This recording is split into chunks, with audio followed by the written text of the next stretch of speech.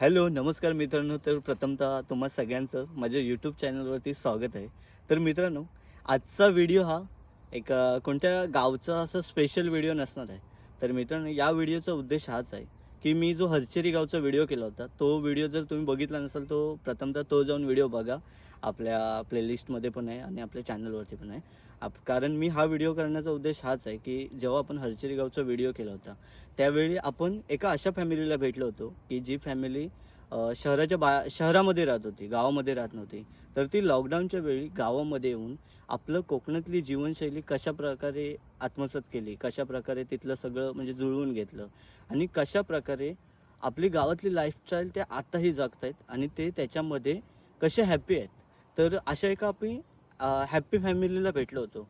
सुरुवातीला आपण त्या ज्या तिथे मॅडम भेटल्या होत्या, त्यांचा तो जो बाईट आहे तो आपण ऐकूया की त्यांचं आता जीवनशैली कशी आहे किंवा ते आपल्या कोकणातल्या कोणत्या कोणत्या गोष्टी त्यांनी आत्मसात केल्या आहेत, काय काय गोष्टी शिकल्या आहेत, नवीन नवीन गोष्टी शिकल्या आहेत, त्या आपल्या कोकणाची भरभराट हवी या दृष्टीने त्या कोकणात राहून कोकणातलं जीवन जगतायत. तर सुरुवातीला आपण ते बघूया.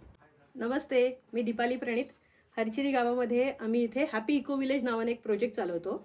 24 एकरचा असा हा प्रोजेक्ट आहे. बेसिकली आम्ही इथे शहरामधून आलो. मुंबईमध्ये आम्ही राहत होतो आणि पूर्णपणे वेगळं लाईफस्टाईल तिथे जगत होतो. सगळं काही होतं, पण हॅपीनेसमधला हॅपी नव्हता. म्हणजे आमच्यामध्ये हॅपीनेस कुठेतरी मिस होत होता आणि त्या सगळ्या गोष्टी आम्ही शोधण्याचा प्रयत्न करत होतो.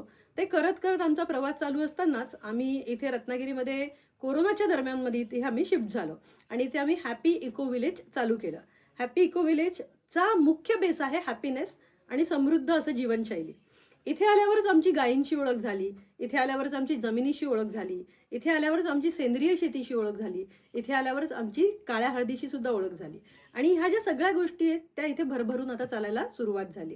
इथे आपण black turmeric research and development centre या अंतर्गत काळ्या हळदीवरती संशोधन आणि संगोपन करतो. त्याच्यामध्ये काळ्या हळदीची पावडर जी अनेक आजारांसाठी उपयुक्त असते, ही ओरिजिनल सेंद्रिय अशी पावडर असते. त्याचबरोबर काळ्या हळदीचं बियाणं, काळ्या हळदीची रोपं, काळ्या हळदीची कंद पूजा करण्यासाठी म्हणून ह्या अशा अनेक गोष्टी आम्ही इथे देत असतो. आणि हरचिरीसारख्या गावातून, आणि ते सुद्धा त्याच्यातल्या एका कोपऱ्यामध्ये आम्ही आता सध्या राहतोय, पण आम्ही इथून पूर्ण भारतभरामध्ये ह्या गोष्टी पाठवतो आणि आता ह्या वर्षीपासून भारताच्या बाहेरही आम्ही ह्या गोष्टी पाठवायला सुरुवात केली आहे. त्याचबरोबर एक आम्ही महत्त्वाची गोष्ट करायला लागलो, ती म्हणजे देशी गाय. देशी गाय जी आहे ती किती आपल्याला समृद्ध करते आणि किती चांगल्या पद्धतीने सांभाळते हे आम्हाला इथे येऊन खऱ्या अर्थाने कळलं. देशी गाय जी आहे, आता आपल्याकडे साधारणतः 22 गायी आहेत, त्यांची पिल्लं वासरं आहेत आणि ह्या सर्व गावठी गायी आहेत. या गावठी गायींपासून आम्ही अनेक प्रोडक्ट्स बनवतो. बऱ्याच जणांना वाटतं की आपण गायीला सांभाळतो, पण आम्हाला तर नक्की इथे वाटायला लागलंय की आम्हाला ही गाय सांभाळते. थोडक्यामध्ये जर बघायला गेलं तर आता इथे सिंपल, आता ही जी जमीन आपल्याला भिंत दिसते, आता ही जी भिंत रंगवलेली आहे, तर ही भिंत शेणापासून, मातीपासून रंगवलेली आहे. शेड, माती, गोमूत्र, राख ह्या सगळ्या गोष्टींपासून आमच्या सगळ्या भिंती रंगवलेल्या आहेत. खाली जर जमीन बघाल तर इथे सगळी जमीन ही शेणाचीच जमीन आहे. अगदी आयुष्यातल्या प्रत्येक गोष्टींमध्ये देशी गाय आमचं संगोपन करत असते. त्याच्यातली एक गोष्ट मी तुम्हाला दाखवू इच्छिते, ती म्हणजे आम्ही तूप कसं बनवतो. ये दादा, दाखवते मी तुला. आपण इथे बघूया. आता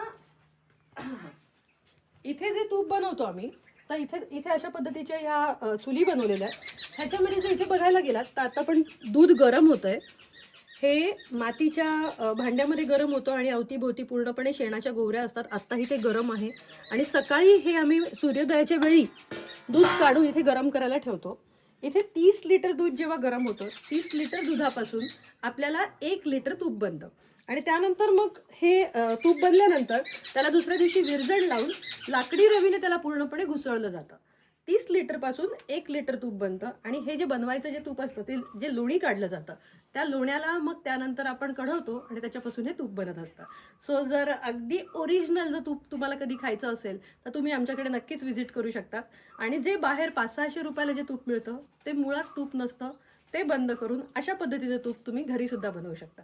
थँक्यू. ओके. मला तुम्ही हेच सांगा की तुम्ही आता बाहेरून आलात, शहराच्या ठिकाणाहून इकडे कोकणात आलात.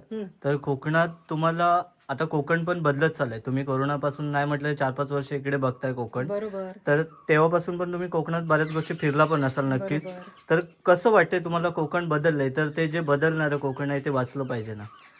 एकच गोष्ट म्हणावीशी वाटते, ॲटलिस्ट इथे बघण्यासाठी तरी गाय शिल्लक आहे. ॲटलिस्ट इथे बघण्यासाठी तरी कौलारू घरं शिल्लक आहेत, ॲटलिस्ट इथे बघण्यासाठी तरी शेण शिल्लक आहे. पण ह्या सगळ्या गोष्टी ज्या आहेत ना, त्या ज्या पद्धतीने फास्टमध्ये शहरीकरण होत चाललंय, जेवढ्या फास्ट ते संपत चाललंय, जर हे असंच चालत राहिलं तर 10 वर्षानंतर आपल्याला खरंच कोकण बघायला मिळणार नाही. मला मनापासून वाटतं अगोदरचं कोकण हे समृद्ध होतं, अगोदरची जीवनशैली ही शहरी जीवनशैलीपेक्षा चांगली समृद्ध होती. आणि इथे माझ्या गावामध्ये पण आता सिमेंटची आणि स्लॅबची घरं बनायला लागली. ते बघून खूपच विचित्र वाटतं. तिथल्या लोकांना अडचणी यायला लागल्या, तिथल्या लोकांचे पाय दुखायला लागले, कमरा दुखायला लागल्या. पण ह्या ज्या गोष्टी आम्ही इथे आलोय, आम्ही जेव्हा इथे आलो शेणा मातीच्या घरामध्ये राहायला लागलो, तेव्हा आम्हाला कळायला लागलं अरे आपले तर दुखणी सगळी बंद झाली, किंवा आपल्याला जे होणारे त्रास होते ते ऑटोमॅटिकली बंद झाले. ही शेणा मातीची घरं जेव्हा बाहेर थंडी असते तेव्हा आतमध्ये ती उबदार असतात, आणि जेव्हा बाहेर गरमी असते तेव्हा आतमध्ये ती थंडगार असतात. सो ह्या ज्या गोष्टी आहेत ना, ह्या गोष्टी तशाच राहाव्या. आणि हा समृद्ध वारसा म्हणजे हे 40-50 वर्षापासून बदलतंय, त्याच्या अगोदर नव्हतं बदललेलं. तर ह्या 40-50 वर्षानंतर आता आजही इथे जुनी माणसं आहेत, त्या जुन्या माणसांना थोडंसं जर उकसवलं ना तर ते आपल्याला खूप गोष्टी सांगतात. आणि पूर्वी कसं होतं, काय असायचं, त्या सगळ्या गोष्टी सांगतात. आम्ही तर त्यांच्याकडून ह्या गोष्टी सतत घेत असतो. त्यांना थोडंसं खुलवलं की त्या अनेक गोष्टी ते आपल्याला सांगतात, आणि त्याच्यातून आपल्याला म्हणजे अक्षरशः ज्ञानाचा असा मस्त मोठा धबधबा आपल्याला बघायला मिळतो, अनुभवायला मिळतो. त्यातल्या जर गोष्टी आपण वापरून बघितल्या तर त्या खूप चांगल्या पद्धतीने आपल्याला वापरता येतात. आपण कळत नकळत मॉडर्नायझेशनच्या नादात वेस्टर्नायझेशन करतोय. मला असं वाटतं की आपली संस्कृती ही वेस्टर्न नसून मॉडर्न होती, आणि कळत नकळत आपण मॉडर्नायझेशनपासून वेस्टर्नायझेशनकडे चाललोय. तर मला असं परत वाटतंय की आपण कळत नकळत अविकसित होत चाललोय. त्याच्याऐवजी आपण परत पहिल्यासारखं जगायला पाहिजे, आणि परत आपण समृद्ध आणि मॉडर्न जगायला पाहिजे. तर मित्रांनो, तुम्ही आताचा बाईट आहे तो ऐकला असाल. तर माझ्या या व्हिडिओतून कुठलाही पेड प्रमोशनचा उद्देश नाही. सांगायचा हेतू हाच आहे की एखादा व्यक्ती शहरातून आपल्या गावात येतो, आपल्या कोकणात येतो, त्याच्यानंतर तो आपली इथली जी जीवनशैली आहे तो आत्मसात करतो.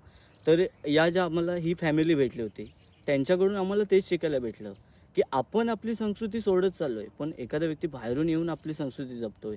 त्यांनी इथे गाई गुरं सांभाळलेत, त्याच्यापासून ते खूप सारे प्रोडक्ट तयार करतात, जे की तुम्ही तुपाप्रमाणे तुपाचं त्यांनी एक चांगलं एक्झाम्पल दिलं. त्याच्या प्रकारचे अजून प्रोडक्ट तयार करतात. त्याच्याप्रमाणे त्यांनी काळी हळद इथे तयार केले म्हणजे ते उत्पन्न घेतात ते, आणि त्याच्यापासून जी प्रोडक्ट होतात ती इथून विकली जातात आपल्या आउट ऑफ कंट्री किंवा आपल्या इंडियामध्ये पण. तर सांगायचा हा उद्देश हाच की एखादी फॅमिली बाहेरून येऊन इथल्या गोष्टी शिकून इथे उत्पन्न तयार करते. ते होतंय काय, त्याच्याने आपलं कोकण जपतंय पण, कोकण आपण जगतायत पण, ती लोकं कोकणात येऊन चांगली जीवनशैली जगतायत थोडक्यात सांगायचं तर. पण आपण आपली जी संस्कृती आहे ती सोडत चाललो आहे. आज जर आपण बघायला गेलो तर आपण जी शेती करायचो पूर्वी, जी गुराची नांगर लावून शेती करायचो, तीच आज शेती आपण ट्रॅक्टरने करतोय. तर आपण कुठेतरी बदल केला आहे. त्याच्यामुळे आपल्या कोकणाला बदलवतंय कोण, तर आपण स्वतः. तर ते कुठे थांबलं पाहिजे. जर आपण ही जी आपली पारंपरिकपणा आहे तो टिकवला तरच आपलं कोकण टिकू शकतं. आपण अजून मला सांगायचं म्हणजे आपण जे जमीन जागा विकतोय ना, त्या अशा लोकांना विका जेणेकरून आपलं कोकण वाचेल. आपलं कोकण हे ज्या काही गोष्टी आहेत त्या कोकणातल्या ही लोकं टिकू शकतात. पण अशा लोकांना विकू नका जे आपल्या कोकणाची नासधूस करतील. त्याच्यामुळे मित्रांनो, आपलं कोकण खूप सुंदर आहे. आपलं कोकण आपण जगूयात, आपण जपूयात.